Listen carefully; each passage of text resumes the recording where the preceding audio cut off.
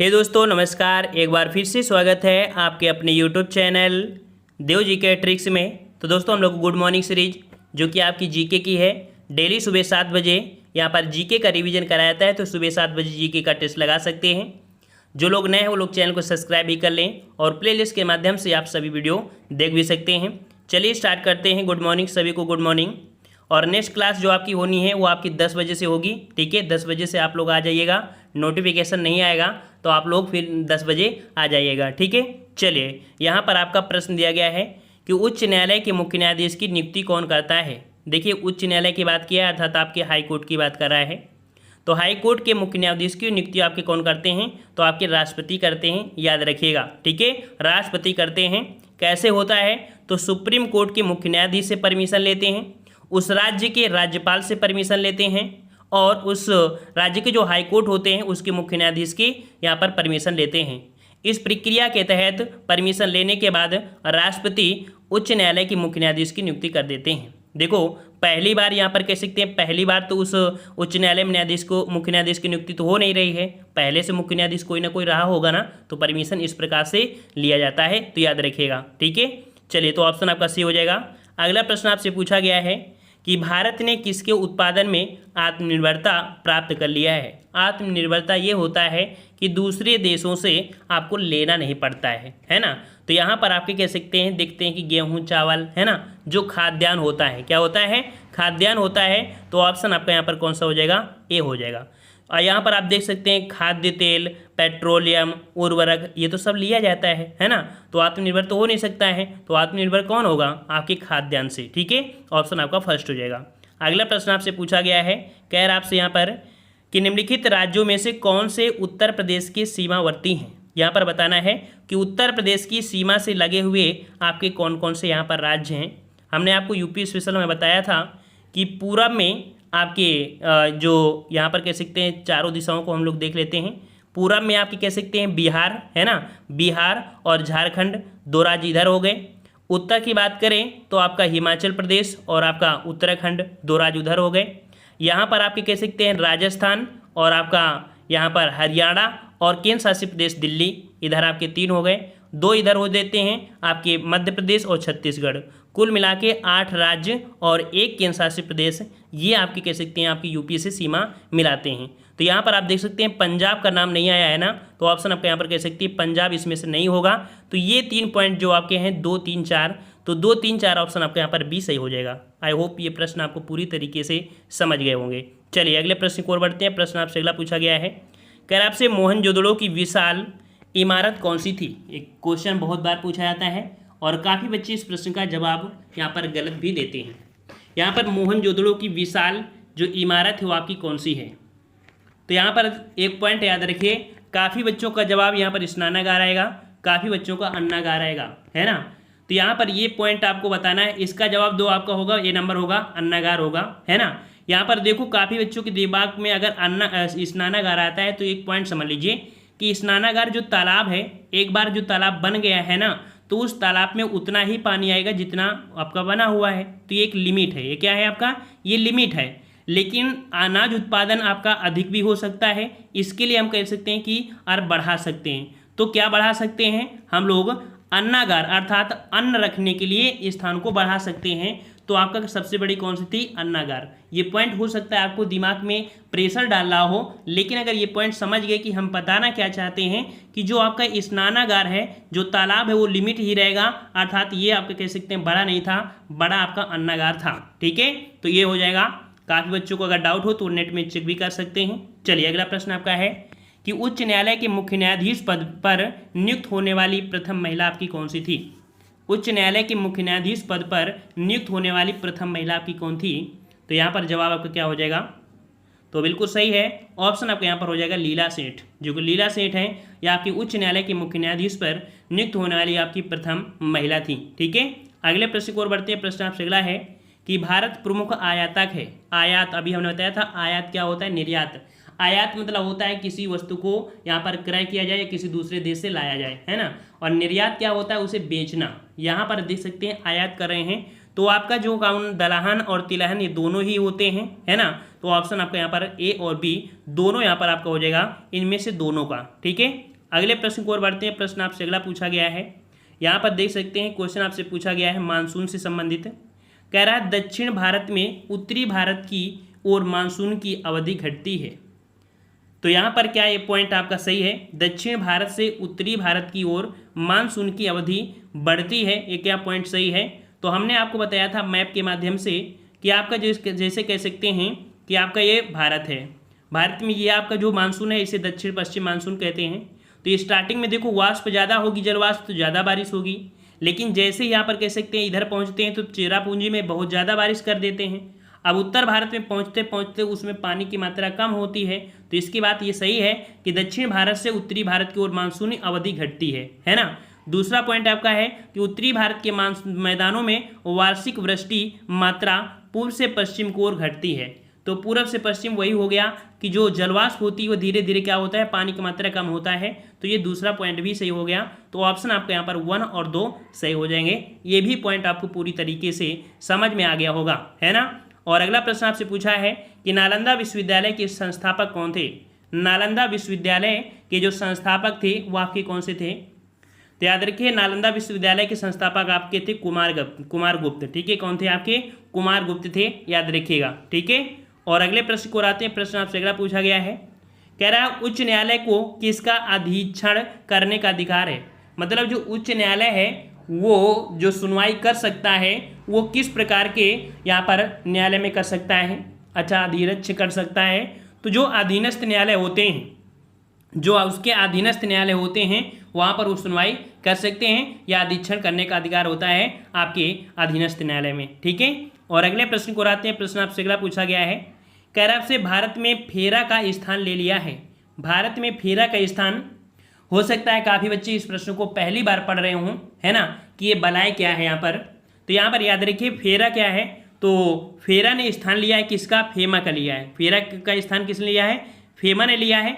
अब ये फेमा क्या है, तो याद रखिए जो भारत में विदेशी पूंजी होती है, विदेशी पूंजी होती है, उसी पूंजी को जो लिया जाना दिया जाना, जो आपकी कंपनियां होती हैं उन पर ये शब्द प्रयोग होगा। जो विदेशी पूंजी होती है उसी शब्द के लिए हम लोग कह सकते हैं प्रयोग करते हैं। ये काफ़ी बड़ा टॉपिक होता है समझने के लिए। आपको सिंपल सी बात समझना है कि जो विदेशी प्रतिभूतियां होती हैं उन्हीं से संबंधित ये वर्ड आपका लिया गया है। पहले इसे फेरा बोला जाता था, अब इसे फेमा बोला जाता है, ठीक है, याद रहेगा। चलिए अगले प्रश्न को आते हैं। प्रश्न आपसे अगला पूछा गया है कि निम्नलिखित में से किस राज्य का समुद्री तट दक्षिण अमेरिका के विशाल ऑलिव रिडले कछुओं के निलय स्थल के रूप में प्रसिद्ध है। जिस प्रकार से देखा जाए कि आपके दक्षिण अमेरिका में जो ऑलिव रिडले अर्थात कछुओं के लिए प्रसिद्ध है, उसी प्रकार से भारत में एक तट है जहां पर इस प्रकार के कछुए हैं। और ये क्वेश्चन अभी हाल ही में पूछा गया था आपकी एग्जाम में, जो आपका कह सकते हैं आरओ में, है ना। तो ये जो आपका है वो आपका उड़ीसा तट है, ठीक है, उड़ीसा है। ऑप्शन आपके यहाँ पर सी सही हो जाएगा। अगला प्रश्न आपसे पूछा गया है, कह रहा आपसे कि ऋग्वेद काल के देवताओं में सर्वश्रेष्ठ स्थान किसका था। ऋग्वेद के जो आपके देवता थे उनमें सर्वश्रेष्ठ स्थान था किसका, तो आपके इंद्र का था, ठीक है, इंद्र का। अगले प्रश्न को और बढ़ते हैं। प्रश्न आपसे अगला पूछा गया है कि उत्तर प्रदेश की प्रथम महिला मुख्यमंत्री कौन थी। बच्चे को पता होगा, है ना। तो यहाँ पर बताना है कि सही जवाब क्या हो जाएगा। उत्तर प्रदेश की प्रथम महिला आपकी मुख्यमंत्री थी सुचेता कृपलानी। ऑप्शन आपके यहाँ पर डी हो जाएगा। अगले प्रश्न को आते हैं। प्रश्न आपसे अगला पूछा गया है कि भारत में अधिकतर बेरोजगारी है। भारत में अधिकतर बेरोजगारी है, किस प्रकार की बेरोजगारी होती है। तो इकोनॉमिक्स क्वेश्चन आपका ये भी लिया गया है।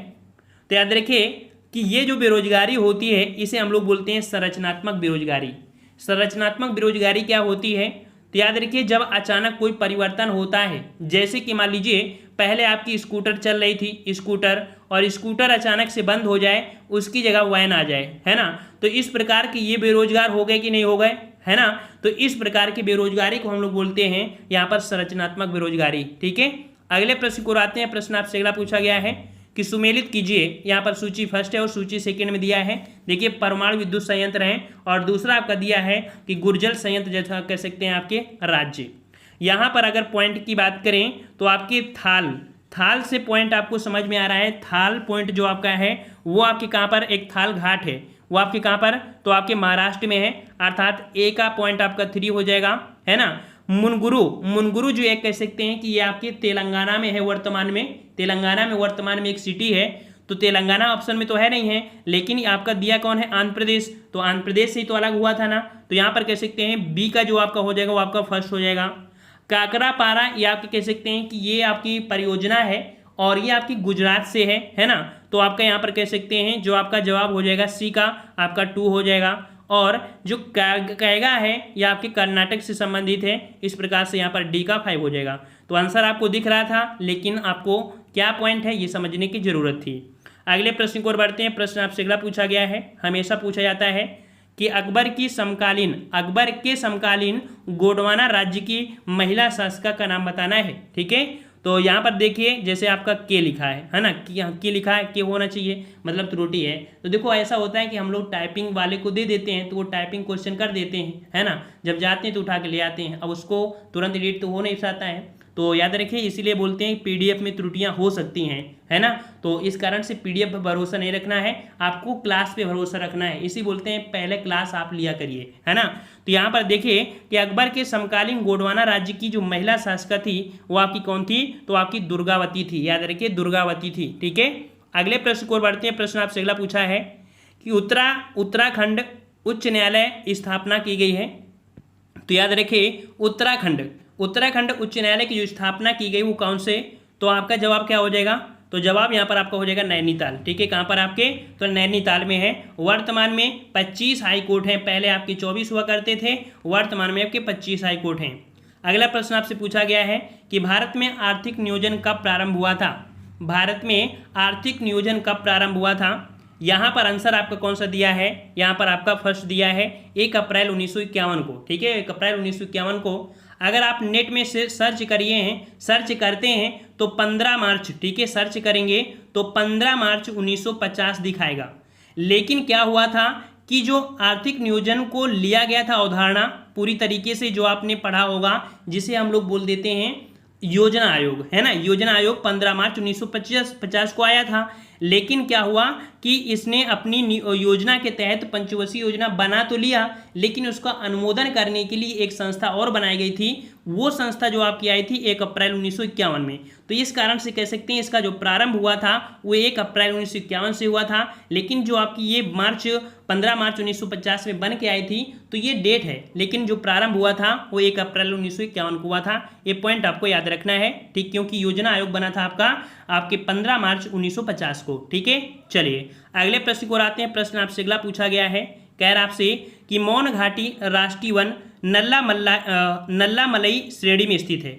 मौन घाटी हमने बताया था कि मौन घाटी, या जिसे बोलते हैं हम लोग साइलेंट वैली, तो साइलेंट वैली आपकी केरल में है, ना कि आपके नल्लामलाई श्रेणी में है। तो पहला पॉइंट आपका गलत है ना, पहला पॉइंट गलत। तो बच्चे 2 पॉइंट आपके हैं कौन से, तो मौन घाटी राष्ट्रीय वन के निकट आपके पत्थर कवाड़ू जल विद्युत परियोजना बनाने का प्रस्ताव है, ये सही है।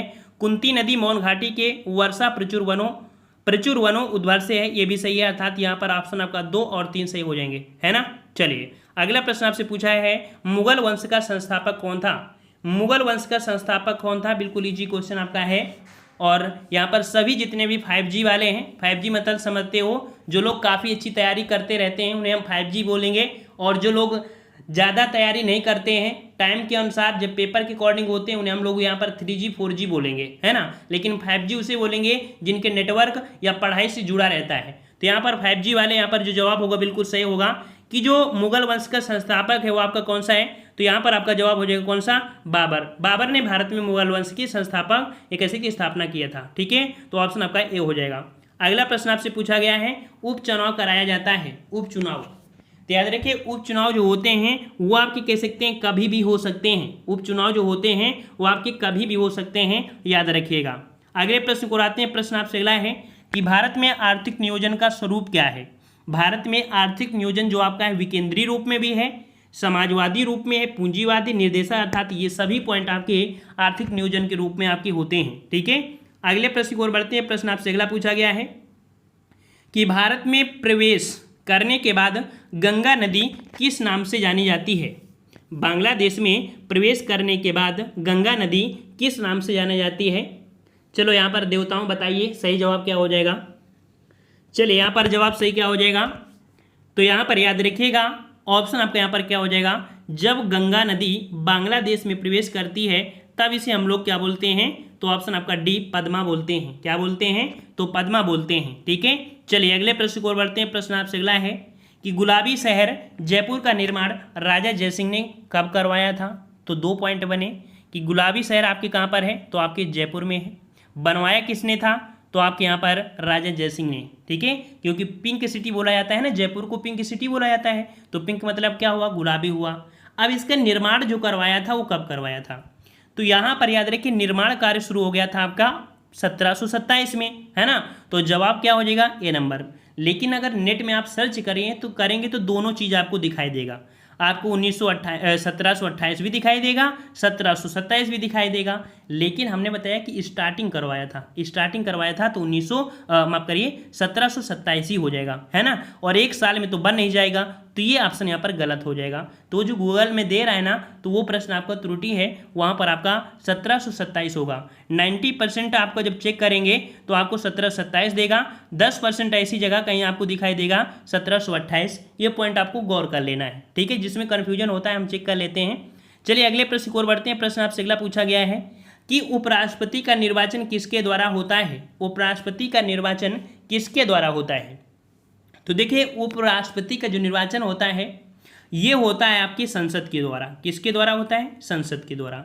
अब संसद की बात करें तो संसद में आपके कौन होते हैं, लोकसभा होते हैं और आपके कह सकते हैं राज्यसभा होते हैं। इन दोनों के संपूर्ण सदस्य यहाँ पर कह सकते हैं उपराष्ट्रपति के निर्वाचन में भाग लेते हैं। लेकिन राष्ट्रपति के निर्वाचन में सिर्फ निर्वाचित ही भाग लेते हैं, मनोनीत नहीं भाग लेते हैं। लेकिन उपराष्ट्रपति के निर्वाचन में ये लोकसभा और राज्यसभा के संपूर्ण सदस्य भाग लेते हैं, याद रखिएगा। ठीक है, अगले प्रश्न को और बढ़ते हैं। प्रश्न आपसे अगला है कि भारत में उच्चतम मानव विकास सूचकांक जिसे बोलते हैं HDI, ठीक है, ह्यूमन डेवलपमेंट इंडेक्स, इसमें से जो आपका उच्चतम स्थान रहता है तो वही पढ़ा लिखा कौन सा आपका है, पढ़ा लिखा जो साक्षर आपका कौन सा है, तो आपका केरल है। ठीक है, केरल हो जाएगा।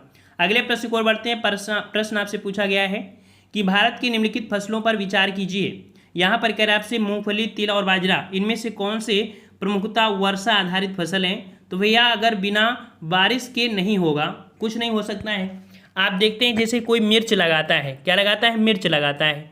जब मिर्च नहीं होते हैं तब उसमें से वो तिल डाल देते हैं, है ना, बाजरा कर देते हैं। तो यहाँ पर कह सकते हैं कि वर्षा आधारित फसल आपके यहाँ पर कौन हो जाएंगे, तो 1 2 3 यहाँ पर तीनों आपकी हो जाएंगे।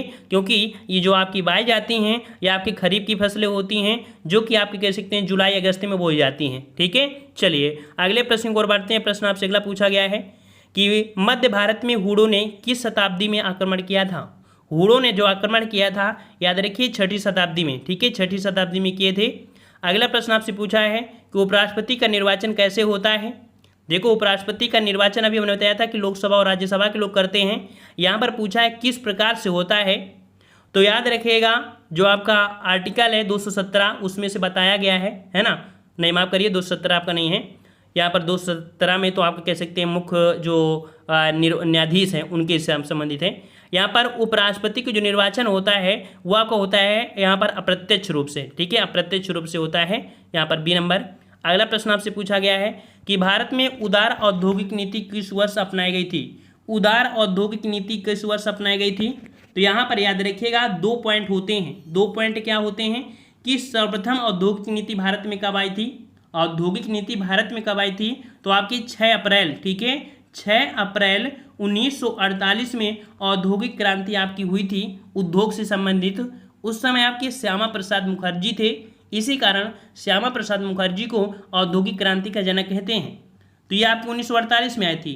लेकिन उदार औद्योगिक नीति जो आपकी आई थी वो आपकी 1991। ऑप्शन आपका यहाँ पर कौन हो जाएगा, सी नंबर आपका हो जाएगा। अगला प्रश्न आपसे पूछा गया है कि भारत में उत्तर से दक्षिण की ओर जाते हुए नीचे दी गई नदियों का निम्नलिखित में से सही क्रम कौन सा है। यहाँ पर देख सकते हैं कि उत्तर से दक्षिण, यहाँ से उत्तर से दक्षिण के क्रम में देखेंगे कि आपकी कौन सी नदियाँ हैं। तो यहाँ पर आपका श्योक नदी जो आपकी है, कह सकते हैं कि जो आपकी सिंधु नदी आती है, सिंधु नदी में ही श्योक नदी आपकी मिल जाती है। ठीक है, और फिर आपकी स्पीति हो गई, फिर जास्कर, फिर आपकी सतलज। तो ऑप्शन राइट आपका यहाँ पर कौन सा, तो यहाँ पर जवाब यहाँ पर कह सकते हैं 2 आपका होगा। देखिए पहले श्योक फिर जास्कर आती है, देखो यहाँ पर, है ना। आंसर आपका देख लीजिए, यहाँ पर सबसे श्योक आती है, फिर जास्कर आती है, फिर स्पीति आती है। ये आपका क्रम आपका श्योक, जास्कर, स्पीति और आपका सतलज, ये आपका होगा। तो यहाँ पर ए नंबर आपका हो जाएगा। ठीक है, ए नंबर आपका हो जाएगा। अगले प्रश्न को आते हैं। प्रश्न आपसे अगला है कि दिल्ली सल्तनत के तुगलक वंश राज्य का अंतिम शासक निम्नलिखित में से कौन सा था। याद रखिए, दिल्ली सल्तनत काल में सबसे बड़ा वंश जो आपका था वो आपका यहाँ पर तुगलक वंश था, और इसका अंतिम शासक आपका कौन सा था। तो याद रखिएगा कि इसे हम लोग महमूद के नाम से, अर्थात यहाँ पर कह सकते हैं नासिर उद्दीन महमूद के नाम से जानते हैं। ऑप्शन आपका यहाँ पर सी सही हो जाएगा।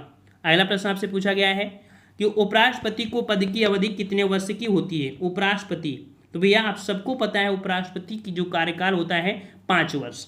अब बात ये आती है, सबसे बड़ी बात ये आती है कि जो उपराष्ट्रपति होते हैं वो राज्यसभा के पदेन सभापति होते हैं। तो भाई राज्यसभा का कार्यकाल 6 वर्ष होता है ना।